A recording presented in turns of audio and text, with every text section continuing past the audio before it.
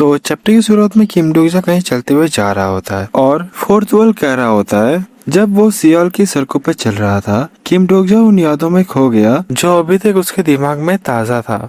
वो जहाँ से भी जाता उसे उन जगहों का एहसास होता जहाँ उसने अपने साथियों के साथ सिनेरियोस पूरे किए थे। एक नए एहसास के साथ किम डोगजा एक बार फिर रियलाइज हुआ वो वेज ऑफ सर्वाइवल का हिस्सा बन चुका है। वो सच में इस स्टोरी को जी रहा है। फिर किम डोगजा ये सब सुनकर कहता है, ये सब सुनने में काफी हार्ट टचिंग है, लेकिन क्या अब तुम इसे बंद करोगे? तुम कब तक ये सब ऐसे ही बर्बाद रहोगे? फोर्थ वॉल कहता है। किम डोगजा ने गुस्से में बेचारी फोर्थ वॉल को डांटा। कितना वक्त गुजर चुका है। किम डोगजा यहाँ से किसी से पूछना चाहता था, लेकिन यहाँ पर जवाब देने के लिए कोई बचा ही नहीं था। फिर किम डोगजा कहता है, डैम इट, कम से कम तुम तो मुझे जवाब दे ही सकती हो। फिर किम डोगजा सोचता है, पहले सर मैं इस सिचुएशन को चेक कर लेता हूँ। भले ही मैं कॉन्स्टलेशन के स्टेटस की वजह से बच गया हूँ, लेकिन मैंने अपना इनकारनेशन फॉर्म पूरी तरीके से खो दिया है। और वहाँ पर सिस्टम में मैसेज भी आता है, वहाँ पर लिखा होता है कि आपके ज्यादातर फेबल्स इस वक्त डैमेज है। आपका रीइंकार्नेशन फॉर्म इस वक्त पूरी तरीके से डिस्ट्रॉय हो चुका है।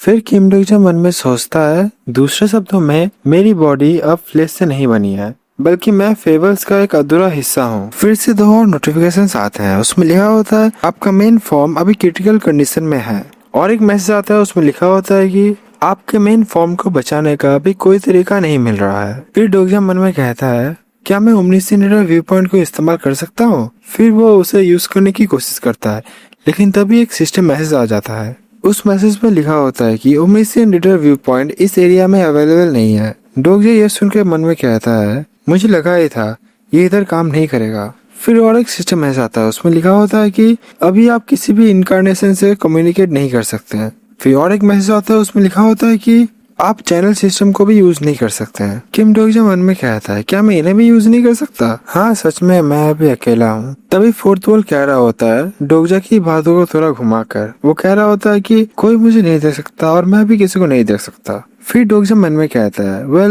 मैं लगता है कम्प्लीटली अलोन नहीं हूँ। फिर वो फोर्थ वॉल से कहता है, आखिर तुम ये सब कितना देर तक करने की सोच रहे हो? फिर फोर्थ वॉल उसका मजाक उड़ाते हुए कहता है, ये स्टूपिड किम डोगजा को अभी तक कुछ समझ नहीं आया, क्यों ये ग्रेट फोर्थ वॉल इतनी तकलीफों से जा रहा है। फिर किम डोगजा पूछता है, तो तुम एक्सप्लेनिंग के अलावा भी कुछ कर सकते हो, लेकिन आखिर तुम एग्जैक्टली हो क्या तुम बस एक स्किल हो? फिर फोर्थ वॉल उसको मजाक उड़ाते हुए कहता है, ये पागल किम डोगजा फिर से हवा में बातें करना शुरू कर दिया।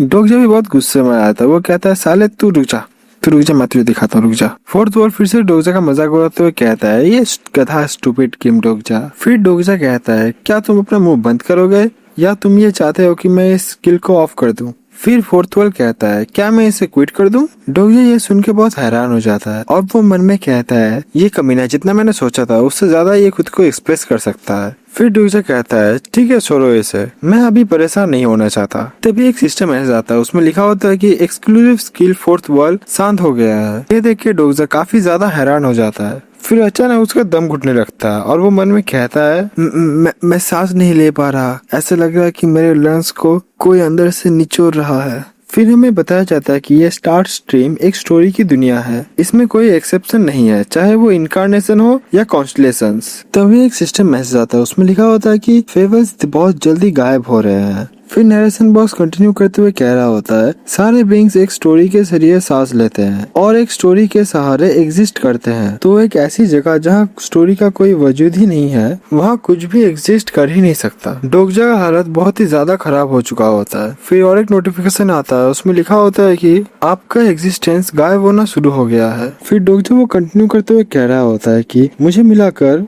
एक ऐसी जगह जहाँ स्टोरीज नहीं थी, वहाँ मुझे बचाने के लिए वो मुझे स्टोरी सुना रहा था इस पूरे का पूरे समय। फिर डोगजा मन में दम घुटते हुए कह रहा होता है, मैं अब समझ पा रहा हूँ कि फोर्थ वॉल इतना ज्यादा क्यों बोल रहा था। वो मुझे जिंदा रखने के लिए लगातार बातें कर रहा था। फिर हमें दिखाया जाता है कि उसकी बॉडी धीरे धीरे डिस्ट्रॉय होने लगी थी। तभी वो खांसते हुए अपना फोर्थ वॉल स्किल एक्टिवेट कर देता है। फिर फोर्थ वॉल टॉन्ट मारते हुए कहता है, तुम सच में बहुत बड़े बेवकूफ हो। फिर डोगजा मन में कहता है, डैम इट, मैंने मैंने सिचुएशन को बहुत ज्यादा हल्के में ले लिया था। अगर फोर्थ वॉल नहीं होता तो मेरे लिए जिंदा रहना बहुत मुश्किल हो जाता। फिर फोर्थ वॉल फिर से बकबक करना शुरू कर दिया कि किम डोगजा ने ये सोचा वो सोचा करके। मैं उससे ज्यादा नहीं एक्सप्लेन करने वाला क्योंकि वो कोई काम का नहीं है। फिर डोगजा फोर्थ वॉल से पूछता है लेकिन तुम कितने देर तक मुझे प्रोटेक्ट कर सकते हो? फिर फोर्थ वॉल कहता है ज्यादा देर तक नहीं। फिर डोगजा मन में कहता है पॉसिबिलिटी का तूफान। ये सच में अजीब होता अगर फोर्थ वॉल अकेले ही पॉसिबिलिटी के स्टॉर्म को झेल लेती। इसके स्केल को देखते हुए इसे हैंडल करने के लिए नेबुला से कोई चीज की जरूरत होगी।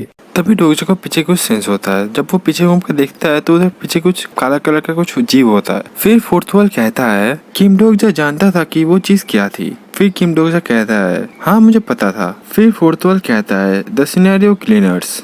किम डोगजा ने सोचा जब से ये क्लीनर्स यहाँ पर आए हैं इसका मतलब है कि सिनेरियो के एरिया में बड़े पैमाने पर क्लीनिंग शुरू हो चुकी है, इसलिए द डेमन ऑफ हॉराइजन भी जल्दी सामने आएगा। किम डोगजा कहता है तुम सच में मेरा दिमाग बहुत अच्छे से पढ़ सकते हो, लेकिन उससे मिलने से पहले मुझे सबसे पहले एक चीज ढूंढनी होगी। फिर डोगजा सारे के सारे स्टेशन के आसपास से जा रहा होता है और हमें कहानी के शुरुआत में जहाँ ये कहानी शुरू हुई थी जिस मेट्रो स्टेशन में और जिस मेट्रो के बोगी में, उन सारी जगहों से डोगजा जा रहा होता है। फिर वो लगता है अपने ही जो बोगी है जिसमें वो कहानी शुरू हुई थी वहाँ पर आ जाता है और वहाँ से एक बॉक्स जैसे किसी चीज को हटा के वहाँ पर एक बॉक्स मिलता है। वहाँ पर लिखा होता है कि किम डोगजा तुम जिंदा हो ना, मैं इसे तुम्हारे लिए छोड़कर जा रहा हूँ। तुमने जैसे रिक्वेस्ट किया था और मेरे चैनल का एक इनकार्नेशन बने रहने के लिए तुम्हारा शुक्रिया और प्लीज बस जिंदा रहना। फिर डोगजा उस बॉक्स को खोलता है। फिर उसके पास 2 नोटिफिकेशंस आती हैं। उसमें लिखा हुआ होता है कि तुमने एक न्यू एट्रीब्यूट को ऑब्टेन किया है और तुमने एक आइटम को भी ऑब्टेन किया है जिसका नाम है अनब्रोकन फेथ। ये किम डोगजा का ही तलवार होता है। फिर और एक नोटिफिकेशन दिखाया जाता है जहाँ पे लिखा होता है कि तुमने एक डोका भी एक को ऑब्टेन किया है और हमें किम डोगजा के हाथ में एक को दिखाया जाता है। फिर हमें किसी और जगह का सीन दिखाया जाता है जहाँ किम डोगजा बैठा हुआ मन में सोचता है